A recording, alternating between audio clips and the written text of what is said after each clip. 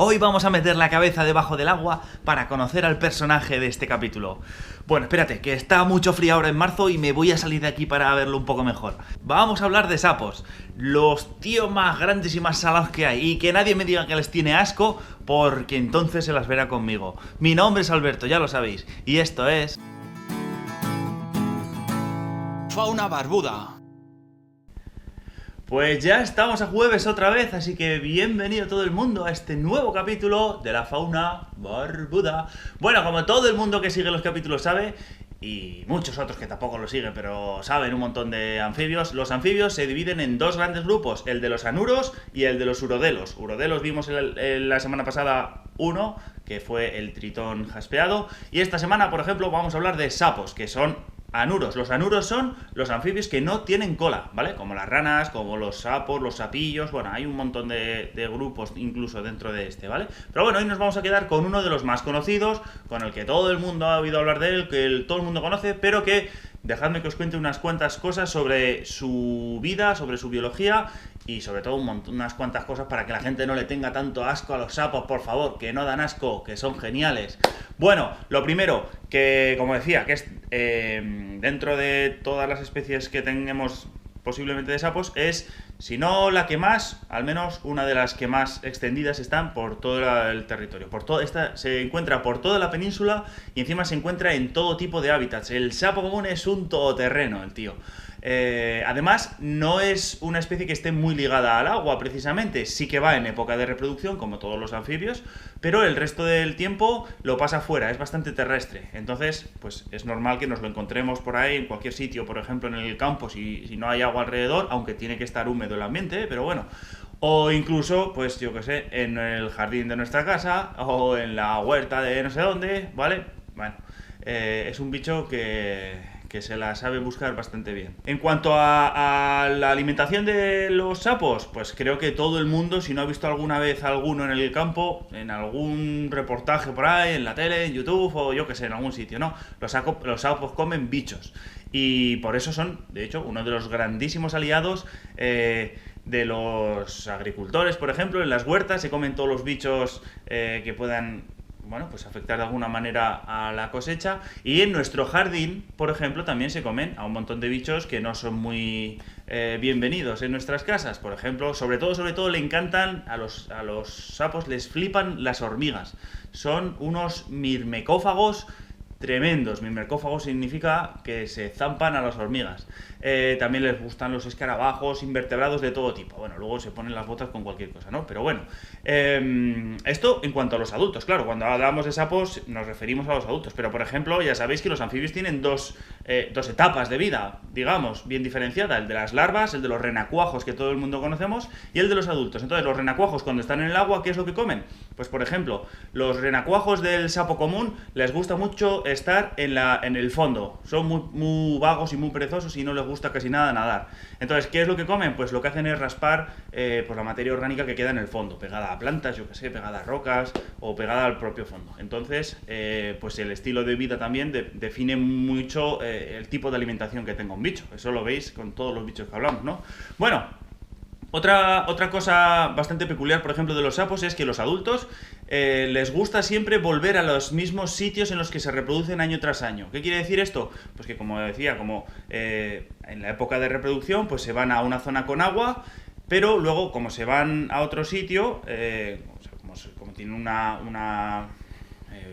un estilo de vida más terrestre, digamos, luego pues se van a buscar las castañas por ahí. Pero luego al año siguiente siempre van a intentar volver al mismo sitio en el que se reprodujo el año anterior. Así que cualquier cambio en ese hábitat, por ejemplo, en esa charca o en ese río en el que se ha ido a reproducir el sapo, pues le va a afectar. Porque si al año siguiente va y se ha secado la laguna, se ha estropeado ese cauce del río, pues les va a afectar mogollón a las poblaciones de sapos, ¿vale?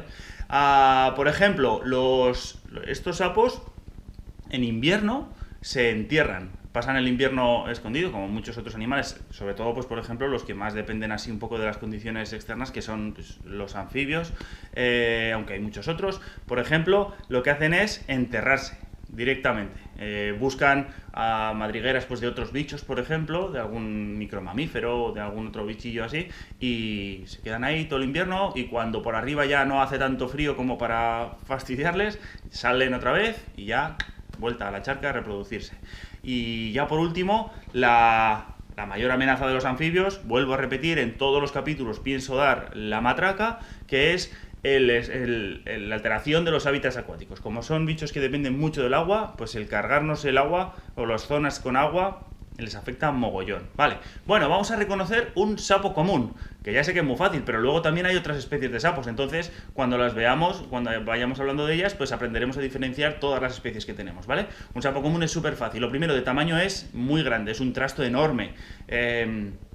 Aunque depende, claro, de la fase en la que se encuentre. Los sapos jovencitos pues no son muy grandes. Pero bueno, en líneas generales, si vemos un adulto, son trastos ya majos para ser anfibios. Tienen una peculiaridad, una de las cosas que más les distingue es que, por ejemplo, tienen la piel como muy gruesa y muy rugosa, que tienen como muchos bultos, vamos a decirlo así, ¿no? Tienen como muchas protuberancias. Y tienen los machos y las hembras son idénticos en cuanto a aspecto, solo que las hembras son mucho más grandes que los machos, ¿vale? Entonces, claro, si vemos uno al lado del otro, pues perfecto, genial. Pero luego, si ves uno suelto por ahí, pues salvo que sea muy muy grande, que digas, esto es una hembra seguro, pues no es fácil de reconocer, digamos, a simple vista, ¿vale? Bueno, y vamos a entrar en la identificación. Ampliamos al sapo y lo vemos por aquí. Un sapo chupado de reconocer, ¿no? Lo primero, esa piel rugosa que decía. Lo segundo, el color pardo, como parduzco, aunque es súper variable, depende del sitio, incluso de las poblaciones, pues tiene unos colores pues un poco más amarillentos, un poco más, yo que sé, rojizos, más oscuros, más claros, bueno, pero en líneas generales es bastante pardo, con manchas, no tiene un patrón liso o muy uniforme. Y lo que más define también, por ejemplo, a un sapo común, es que tiene esas pedazos de glándulas parótidas, ¿vale? Muy marcadas. Las parótidas, ahora hablaremos de ellas, que son unas glándulas productoras de una sustancia defensiva para los sapos, ¿no? Las tienen justo aquí detrás, aquí en la parte de detrás de la cabeza, para entendernos, y les sirve, pues eso, como mecanismo de defensa frente a un depredador. Y otra, bueno, pongo ahí el morro chato. Los sapos pues tienen el morro como muy no tienen un morro muy alargado como las ranas, por ejemplo, ¿no? Pero bueno, vale. Y por ejemplo, para diferenciar un sapo común, dependiendo, pero bueno, es que no sea muy vistoso, de uno corredor, por ejemplo, de un sapo corredor, que ya hicimos un capítulo, pues también un buen truco es fijarse en el ojo. Los sapos comunes tienen el ojo como anaranjado, ¿vale? Tienen la pupila así horizontal, mientras que los corredores tienen el ojo como más verde. Bueno, ya está, aquí tenemos un sapo común en toda regla, ¿vale? Vamos a hablar de ese mecanismo de defensa que decía antes, el de las glándulas parótidas, que también se les conoce como parotídeas o parotoides, bueno, tienen unos nombres así un poco rimbombantes, ¿no? Pero bueno, me refiero a estas glándulas que, como contaba antes, que tienen aquí en la parte de atrás, las tienen todos los anfibios. Lo que pasa que unos los tienen más marcadas, otros las tienen menos, otros son estos abultamientos aquí, otros tienen esas glándulas a lo largo de varios sitios en el cuerpo, a lo largo de toda la piel, ¿vale? Pero bueno, los sapos, por ejemplo, tienen una gran concentración aquí justo en la parte de atrás y se les ve como unos bultos muy gordos justo aquí, pues eso, detrás de los ojos, para entendernos, ¿vale? Eso son, como decía antes, glándulas productoras de una sustancia de defensa. ¿Lo llamamos veneno? Venga, vale, lo vamos a llamar veneno, simplemente, pero es un veneno pasivo, vamos a decirlo así. No lo producen, no lo escupen, por supuesto, como hay, pues yo que sé, pues mucha gente, por ejemplo, dice que los sapos escupen veneno. Para nada.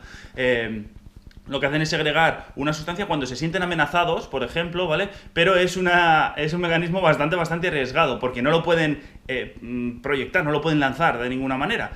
Tienen que ser atacados por el depredador, tienen que estar dentro de la boca, por ejemplo, imagínate un zorro, o imagínate, yo que sé, cualquier otro bicho, o una garduña que le pega un bocado al sapo, y entonces esa sustancia es una sustancia que es súper desagradable, que encima es como le duerme la zona pues eso, en la que está en contacto, entonces se te queda así la boca y se te quitan las ganas de comer ese bocado, ¿no? Entonces, como decía yo, para nada es peligroso para una persona, salvo que lo cojas, lo toques o lo chupes. No está bien chupar sapos, estas cosas. Bueno, bromas aparte, esa sustancia para un humano es para nada... lo único que sí, cuidado, pues igual con las mascotas, pues que si un perro, por ejemplo, lo va a coger porque tiene curiosidad o se acerca así con la nariz, pues se le va a dormir la zona o incluso puede suponerle un peligro para la salud, ¿no? Pero bueno, eso es cuestión de tener un poquito de cuidado.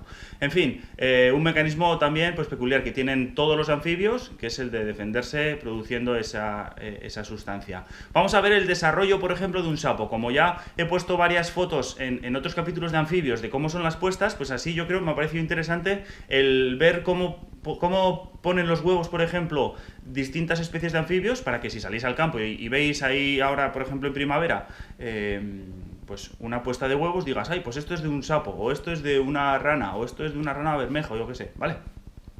He puesto ahí el desarrollo del sapo. El desarrollo del sapo es como el de todos los anfibios. Hay primero se reproduce un macho con una hembra. En los anfibios se llama amplexo, ¿vale? Que es esa postura o esa foto que tengo ahí. Ahí hay un macho encima de una hembra. El amplexo significa una especie de abrazo que le da el macho a la hembra. La agarra así por detrás, hay dos formas, una o aquí por los sobacos para entendernos, otra por aquí un poco por las caderas. El macho se agarra a la hembra y pueden estar así durante horas, y la hembra al final, después de un montón de tiempo, coge y va poniendo los huevos, y el macho los fertiliza de forma externa, ¿vale? Libera su esperma sobre los huevos y se van fertilizando según van saliendo, digamos, ¿vale? Entonces, el sapo común, por ejemplo, lo que hace es liberar unas hileras, unas filas súper largas de huevos, ¿vale? Y la peculiaridad de esta especie es que son filas de dos en dos, van de dos en dos, ¿vale? Si te fijas aquí en la parte de abajo, ves que son unas hileras así. Son finitas, de dos en dos, y pueden ser súper largas. Pueden medir, de hecho, varios metros incluso. Entonces es normal, pues yo qué sé, vas y te encuentras en una charca una pedazo de cuerda, un hilo así como muy largo de huevos, y si están de dos en dos, pues es de sapo común, ¿vale? Entonces, fíjate la próxima vez que salgas al campo y seguro que te acuerdas de este vídeo cuando lo veas. Bueno, entonces esos huevos quedan ahí y al paso de un tiempo eclosionan y aparecen los renacuajos, que son las larvas de estos bichos. Los renacuajos, justo como decía antes, en el sapo común son muy... les gusta mucho estar en el fondo, son súper vagos y no les gusta casi nada nadar, con lo cual también otra forma de saber si los renacuajos son de una especie o de otra, por ejemplo, pues es por sus hábitos. Aunque me parece tan interesante que creo que le dedicaré algún vídeo, ¿vale? Si os molaría que hiciese algún vídeo para identificar renacuajos, por favor, dejadme un comentario. Bueno, y ya por último, los renacuajos pues se desarrollan y acaban dando lugar a los adultos, que también es un proceso súper peculiar, pero que no lo puedo contar porque estos vídeos si no serían súper mega largos. Bueno, ¿qué te voy a recomendar hoy? Pues hoy, porque me ha parecido interesante el tema este del veneno, de las glándulas parótidas y tal, te voy a recomendar que le eches un vistazo a esta entrada de mi herpetoapañero, Javier Álvarez, porque, como ya he recomendado otras veces su blog, a mí me mola mucho y yo creo que con esta entrada os vais a entretener un ratillo, ¿vale? Explica súper bien cómo funciona el proceso este de producción de veneno en los anfibios y cuenta no solo con sapos, sino con un montón de especies. Echadle un vistacillo porque me parece súper interesante, ¿vale? Bueno, pues como siempre, hasta aquí hemos llegado. Espero que os haya gustado el vídeo. Si es así, ya sabéis, dadle a me gusta ahora mismo mientras termina el vídeo. Dejadme algún comentario relacionado con alguna anécdota, yo que sé, alguna batallita, ya sabéis. ¿Alguna vez habéis visto un sapo común por ahí, pues yo que sé, en amplexo, por ejemplo, como he puesto yo al principio del vídeo? ¿O alguna vez se os ha colado en el jardín de casa? O yo que sé, contadme, ¿vale? Dejadme un comentario. Y compartid este vídeo, porfa, para que todo el mundo conozca a todos los animales de los que vamos hablando cada semana, ¿vale? Lo dicho, no os perdáis la aventura barbuda de este domingo y el jueves que viene, aquí que nos vemos hablando de más bichos, ¿vale? ¿Cómo terminamos por aquí? ¡Vamos!